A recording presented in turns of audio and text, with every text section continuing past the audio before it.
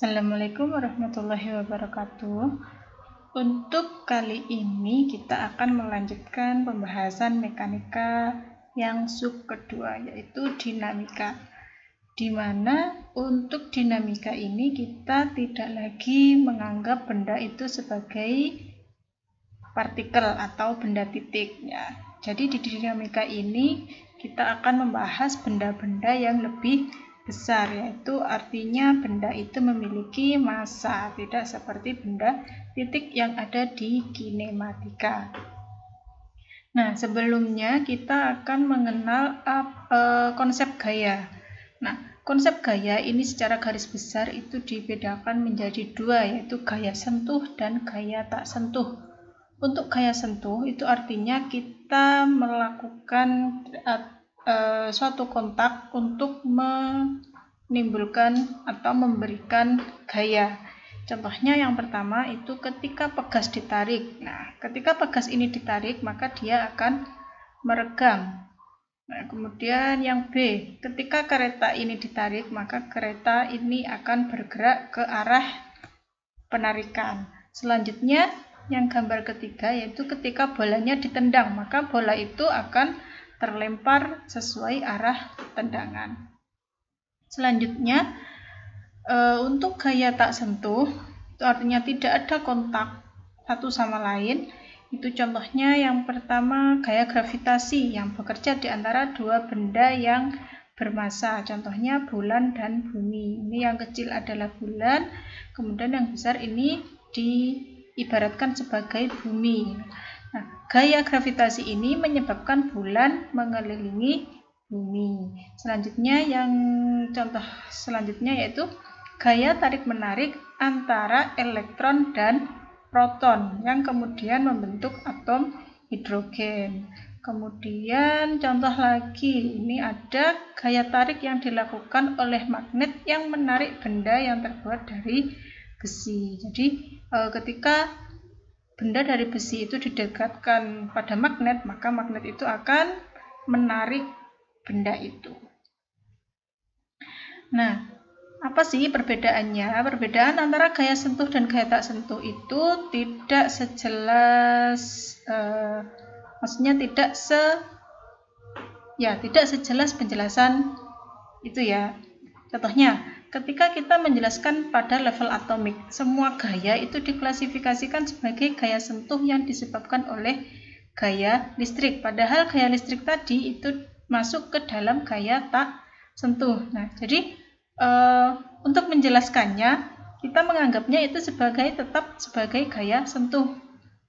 Walaupun itu disebabkan oleh gaya tak sentuh. Nah, selanjutnya, dalam mengembangkan model fenomena makroskopik, penting menggunakan kedua klasifikasi gaya. Jadi, klasifikasi gaya itu baik sentuh maupun tak sentuh itu penting untuk mengembangkan model fenomena makroskopik.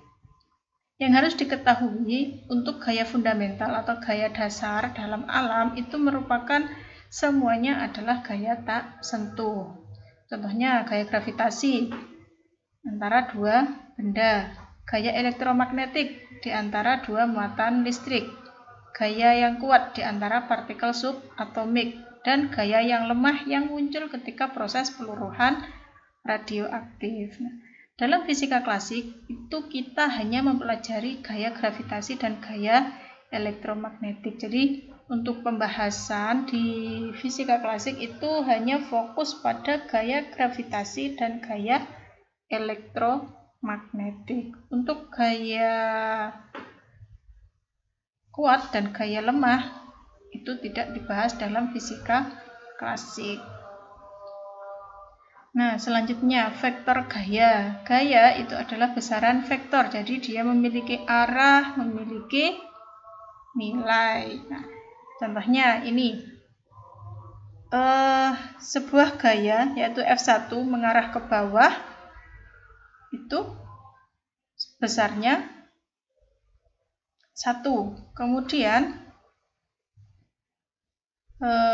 ada lagi gaya F2 itu menarik pegas sejauh 2 cm. Jadi ini gayanya pasti lebih besar daripada yang F1. Kemudian yang gambar ketiga, ketika F1 dan F2 diaplikasikan bersamaan secara bersama-sama, katakanlah F1 itu sebesar 1 Newton, F2 sebesar 2 Newton, maka ketika F1 dan F2 itu dikerjakan secara bersama-sama dalam arah yang sama, maka pegasnya itu akan tertarik lebih jauh.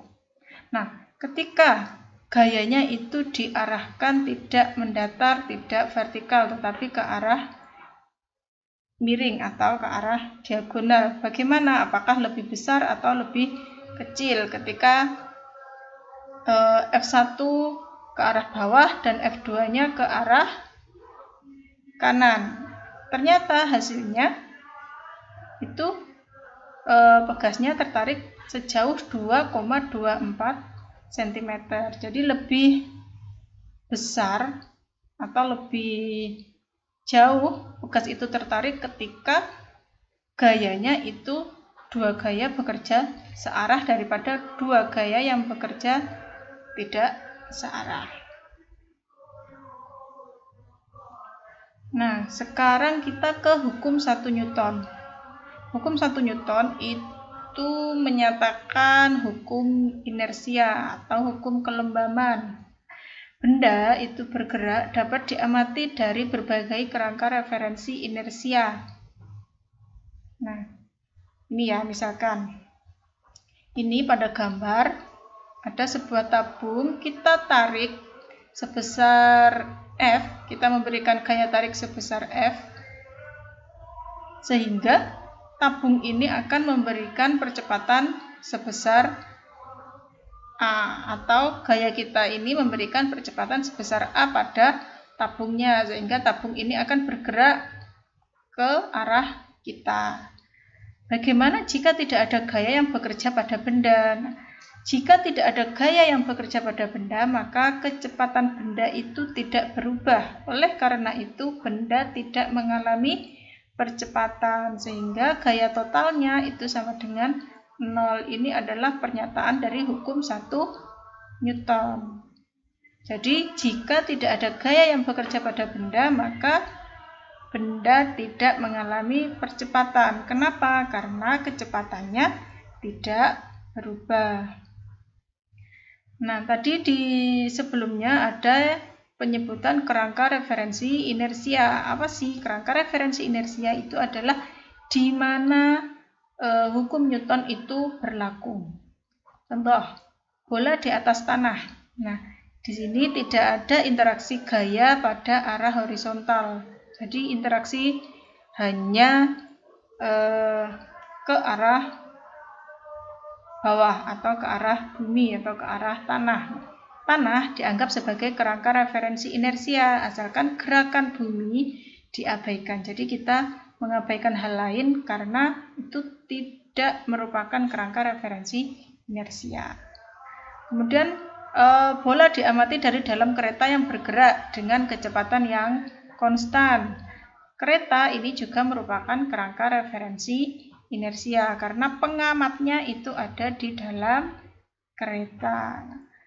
Kerangka referensi non-inersia adalah suatu kerangka acuan di mana terdapat percepatan relatif. Nah, di sini bola diamati dari dalam kereta yang bergerak dengan kecepatan konstan itu akan melihat bahwa bola itu gerakannya juga memiliki kecepatan yang konstan.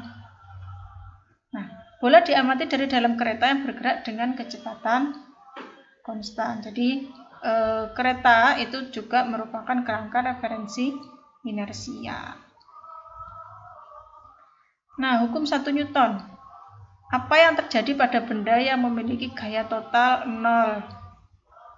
Bukan. Jadi, hukum 1 Newton itu bukan membahas apa yang terjadi pada benda yang memiliki gaya total 0, tetapi hukum 1 Newton itu membahas apa yang terjadi jika gaya luar itu tidak ada bekerja pada benda. Jadi bukan apa yang terjadi jika gaya pada benda itu 0, tetapi apa yang terjadi jika tidak ada gaya yang bekerja pada benda, gaya luar. Jadi hukum 1 Newton itu adalah bisa dikatakan ketidakhadirannya atau ketidakadaan dari gaya luar pada benda. Jadi hukum 1 Newton itu bisa dikatakan jika gaya luar itu tidak ada atau tidak mengenai benda atau tidak bekerja pada benda, maka benda yang diam itu akan tetap diam dan benda yang bergerak dengan kecepatan konstan itu akan tetap bergerak dengan kecepatan yang konstan. Sekali lagi, hukum 1 Newton itu mengatakan jika gaya itu tidak ada atau gaya luar itu tidak ada mengenai suatu benda, maka yang terjadi benda yang diam itu akan selamanya tetap diam dan benda yang sudah bergerak dengan kecepatan konstan itu akan tetap bergerak dengan kecepatan yang konstan. Nah, kecepatan konstan di sini itu menyatakan gerak bendanya itu ada dalam lintasan garis lurus. Jadi ini hukum 1 Newton ini untuk benda yang bergerak dalam lintasan garis lurus. Nah, sedangkan hukum 2 Newton itu menjawab pertanyaan apa yang terjadi pada benda ketika satu atau lebih gaya bekerja pada benda itu. Jadi ketika di hukum 1 Newton tadi tidak ada benda luar yang tidak ada gaya luar yang mengenai benda, sedangkan hukum 2 Newton itu apa yang terjadi jika terdapat gaya luar yang mengenai benda, baik satu ataupun lebih. Nah, kita bisa membayangkan ketika kita mendorong sebuah kotak yang memiliki massa M pada bidang horizontal yang licin. Nah, ketika kita memberikan gaya sebesar F, maka balok bergerak dengan percepatan sebesar A. Kemudian, ketika kita memberikan gaya horizontal sebesar 2F, atau gayanya kita perbesar, maka baloknya itu akan bergerak dengan percepatan yang lebih besar juga, yaitu sebesar 2A. Nah, dari sini kita tahu bahwa gaya itu sebanding dengan percepatan. Sedangkan percepatan itu sebanding dengan seper massa, atau bisa dikatakan percepatan itu berbanding terbalik dengan massa. Contohnya gini, ketika kita memberikan gaya horizontal sebesar F, maka balok bergerak dengan percepatan A. Bagaimana jika massanya itu kita ubah? Yaitu massanya kita perbesar menjadi 2M. Maka percepatannya itu pasti lebih kecil daripada A. Bisa dicoba. Percobaan pertama, misalkan kita mendorong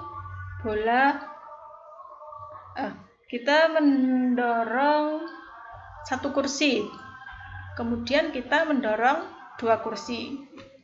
Bergeraknya atau berpindahnya kursi itu lebih jauh yang mana? Apakah yang kita pakai 2 kursi atau yang pakai 1 kursi? Itu untuk membuktikan hubungan antara percepatan dengan massa. Nah, ketika kita mengubah massanya, kita harus memberikan kontrol pada gayanya. Artinya gaya yang kita berikan baik pada 1 kursi ataupun 2 kursi itu besarnya sama. Nah, ini ya. Jadi, pada kerangka referensi inersia Newton tadi, itu ternyata diperoleh bahwa percepatan benda itu sebanding dengan gaya totalnya dibagi massanya. Ya, percepatan sebanding dengan gaya total yang bekerja pada benda itu, dan percepatan itu berbanding terbalik dengan massanya. Nah, ini bisa diubah menjadi persamaan ini. Sigma F sama dengan M kali A. Nah, ini adalah hukum 2 Newton. Harap diingat, perkalian antara M dengan A itu bukan definisi dari gaya. Jangan dianggap F sama dengan MA ini merupakan definisi. Ini hanya mengubah persamaan dari hukum 2 Newton. Semua gaya yang bekerja pada benda ditambahkan secara vektorial untuk menggeneralisasi gaya total pada sisi kiri persamaan ini. Nah, jadi gaya total ini disamadengankan dengan perkalian M kali A. Nah, gaya ini macam-macam, tidak hanya M dikali A. Jadi M kali A itu bukan definisi dari gaya. Jumlah gaya total pada benda adalah sama dengan perkalian massa dan percepatan benda. Jadi, persamaan ini hanya mengatakan jumlah gaya total yang bekerja pada benda itu nilainya sama dengan perkalian antara massa dan percepatan benda. Karena F ini merupakan vektor dan A juga vektor, maka keduanya memiliki komponen pada sumbu X, Y, maupun Z. Komponen percepatan sepanjang sumbu itu disebabkan hanya oleh penjumlahan komponen gaya pada sumbu yang sama, bukan oleh gaya pada sumbu yang lain. Jadi, komponen gaya pada X itu tidak akan mempengaruhi gaya pada Y maupun Z. Begitu juga sebaliknya. Contoh, sebuah bola memiliki massa 0,3 kg. Dia menggelinding pada permukaan horizontal yang licin. Ketika dua buah kayu memukul bola tersebut bersamaan dengan gaya sebesar F1 sebesar 5 dan F2 sebesar 8 Newton dengan arah masing-masing 20 derajat dan 60 derajat terhadap sumbu X, tentukan besar dan arah dari percepatan bola tersebut. Apakah dia akan mengikuti ke arah F1 atau ke arah F2? Penyelesaiannya, komponen gaya total yang bekerja pada bola pada arah sumbu X, yaitu sigma Fx, yaitu F1x ditambah F2x, yaitu ini. Nah, kemudian dicari komponen gaya total yang bekerja pada arah sumbu Y. Selanjutnya, kita gunakan hukum 2 Newton untuk menentukan komponen X dan Y dari percepatan bola. Nah, diperoleh AX-nya atau percepatan pada komponen X sebesar 29 meter per sekon kuadrat, sedangkan pada arah sumbu Y percepatannya sebesar 17 meter per sekon kuadrat. Artinya, percepatan pada arah sumbu X lebih besar daripada percepatan pada arah sumbu Y. Lalu arahnya bagaimana? Nah, ternyata besar dan arah percepatannya relatif terhadap sumbu X, yaitu percepatan sebesar 34 meter per sekon kuadrat dengan arah 31 derajat terhadap sumbu X positif. Jadi di atasnya atau di sini di atas sumbu X atau lebih mengarah ke arah kanan atas. Selanjutnya hukum 3 Newton. Hukum 3 Newton itu ada yang mengatakan hukum aksi reaksi. Apa benar? Kita cari tahu di sini. Ketika kita menekan ujung buku dengan ujung jari, maka buku tersebut juga akan menekan jari kita. Buktinya, pada jari kita ada bekas dan rasa sakit yang kita rasakan. Semakin kita kuat menekan ujung buku itu, maka semakin sakit kita merasakannya. Peristiwa tersebut mengilustrasikan bahwa gaya merupakan interaksi antara dua benda. Kita menekan buku dan kemudian buku menekan balik kepada kita. Nah, ini adalah bunyi hukum 3 Newton.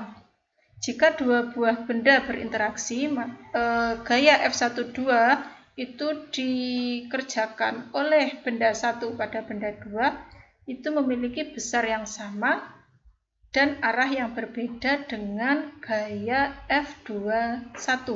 Jadi gaya yang kita berikan, ini tadi ya, gaya yang kita berikan pada buku itu besarnya sama dengan gaya yang diberikan buku pada kita, tetapi arahnya berbeda, arahnya berlawanan. Nih, gaya yang dikerjakan oleh benda 1 ke benda 2 disebut gaya aksi, atau F21 ini adalah gaya aksinya. Dan gaya oleh benda 2 ke benda 1 itu disebut gaya reaksi. Gaya aksi dan gaya reaksi itu bekerja pada benda yang berbeda. Harap diingat, gaya aksi reaksi itu bekerja pada benda yang berbeda dan dia harus setipe. Misalkan gaya gravitasi harus sama, gaya listrik, dan lain-lain. Gaya yang bekerja pada benda jatuh bebas adalah gaya gravitasi yang dikerjakan oleh bumi pada benda. Gaya gravitasi pada benda itu besarnya sama dengan gaya yang dikerjakan bumi pada benda, dan besarnya itu sebesar M kali G, massa dikali percepatan gravitasi. Nah, sedangkan gaya reaksi adalah gaya yang dikerjakan benda pada bumi sebesar FBE sama dengan negatif FEB. Besarnya sama, tetapi arahnya berlawanan. Kemudian gaya reaksi itu akan mempercepat bumi menuju benda, dan gaya aksi itu akan mempercepat benda menuju bumi. Tetapi kenapa kok kita tidak melihat buminya mendekati benda, tapi kita hanya melihat benda mendekati bumi? Hal itu disebabkan karena benda dengan bumi ukurannya jauh lebih kecil, dan ukuran kita juga jauh lebih kecil daripada ukuran bumi. Jadi kita tidak melihat pergerakan bumi menuju benda. Nah, sekarang di sini kita membahas yang namanya diagram benda bebas. Apa sih diagram benda bebas? Nah, sebelum itu perhatikan di sini ada sebuah monitor di atas meja. Nah, di sini gaya gravitasi pada monitor itu sebesar F bumi monitor atau Earth monitor. Kemudian gaya reaksinya sebesar FME, yaitu negatif FEM. Itu dikerjakan monitor pada bumi. Nah, selanjutnya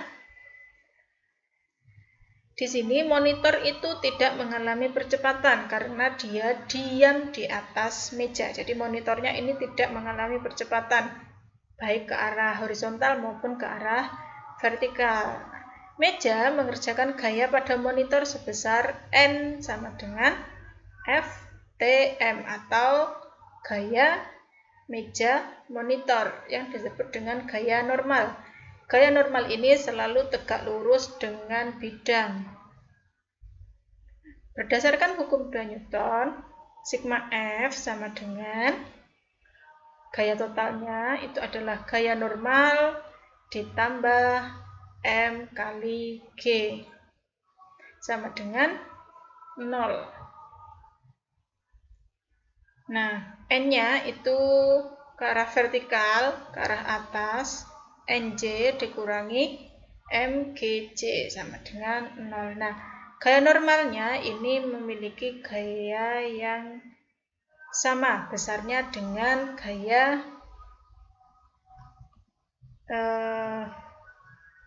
MG. Gaya normal memiliki gaya yang sama dengan berat bendanya. Gaya normal ini mengimbangi gaya gravitasi pada monitor sehingga gaya totalnya 0, atau dia menyebabkan monitor ini tidak bergerak ke arah vertikal. Ya, karena gaya normal itu sebesarnya sama dengan berat bendanya. Nah, kemudian di sini Gaya reaksi terhadap gaya normal itu adalah gaya yang dikerjakan oleh monitor ke bawah pada meja, yaitu FMT. Nah, nilainya, karena FTM tadi besarnya N, maka FMT nilainya negatif N. Atau arahnya berlawanan dengan arah gaya normal. Gambar A ini menunjukkan jumlah gaya yang bekerja. Ada berapa yang bekerja pada sistem ini? Ternyata ada 1, 2, 3, 4. Kemudian gambar B ini menunjukkan hanya gaya yang bekerja pada monitor. Itu ada 2, yaitu gaya normal dan gaya gravitasi bumi monitor. Kemudian gambar C itu merupakan diagram benda bebas dengan menganggap monitor itu sebagai benda titik dan gaya yang bekerja itu sebagai garis-garis ini. Jadi yang namanya diagram benda bebas itu digambarkan seperti ini. Contoh, orang yang berbadan besar dan anak kecil berdiri berhadapan pada es yang licin. Kemudian mereka menyatukan tangan dan saling mendorong satu sama lain sehingga mereka menjauh satu sama lain. Siapa yang bergerak dengan kecepatan terbesar dan siapa yang terdorong paling jauh? Untuk menjawabnya kita menggunakan hukum Newton. Siapa yang bergerak dengan kecepatan yang lebih besar? Berdasarkan hukum 3 Newton, gaya yang dikerjakan oleh orang yang berbadan besar dan anak yang kecil itu besarnya sama. Karena keduanya merupakan gaya aksi reaksi. Gayanya besarnya sama. Oleh karena anak kecil tersebut memiliki massa yang lebih kecil, maka dia akan memiliki percepatan yang lebih besar. Sehingga anak tersebut akan memiliki kecepatan yang lebih besar selama interval waktu ketika tangan mereka saling kontak. Artinya kecepatannya itu lebih besar pada anak kecil tadi. Nah, karena kecepatannya lebih besar, maka siapa yang terdorong lebih jauh? Otomatis jawabannya yang terdorong lebih jauh adalah anak kecil. Nah, ini adalah contoh lagi sama ketika ada kecelakaan berlawanan arah, ada bis sama sepeda motor. Ketika keduanya saling kontak, gaya yang dikerjakan itu akan sama. Akibatnya kerusakan yang paling parah itu pasti akan terjadi pada si sepeda motor. Nah, kenapa? Karena massa sepeda motor dengan massa bis itu jauh lebih kecil. Jadi, kerusakannya yang diterima itu pasti lebih parah. Nah, sekarang penerapan hukum Newton. Nah, ini ada balok M, balok S, dan balok H. Balok S ini massanya lebih besar daripada balok H. Balok S memiliki massa sebesar 3,3 kg. Sedangkan balok H ini memiliki massa 2,1 kg. Nah, keduanya dihubungkan oleh tali dengan sebuah katrol. Massa katrolnya kita abaikan. Nah, balok H dia tergantung bebas ke bawah, sedangkan balok S dia terletak di atas meja licin, frictionless surface. Jadi mejanya licin. Ketika balok H bergerak ke bawah, otomatis balok S akan ikut bergerak. Kemudian pertanyaannya, carilah percepatan balok S, percepatan balok H, dan tegangan tali.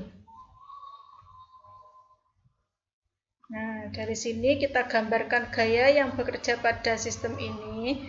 Ternyata terdapat 5 buah gaya. 1, 2, 3, 4, 5. Tali yang menarik ke arah kanan balok S sebesar T. Ini gaya yang pertama. Kemudian yang kedua, tali menarik ke atas balok H dengan gaya yang sama sebesar T. Gaya ini menjaga balok H agar tidak jatuh bebas.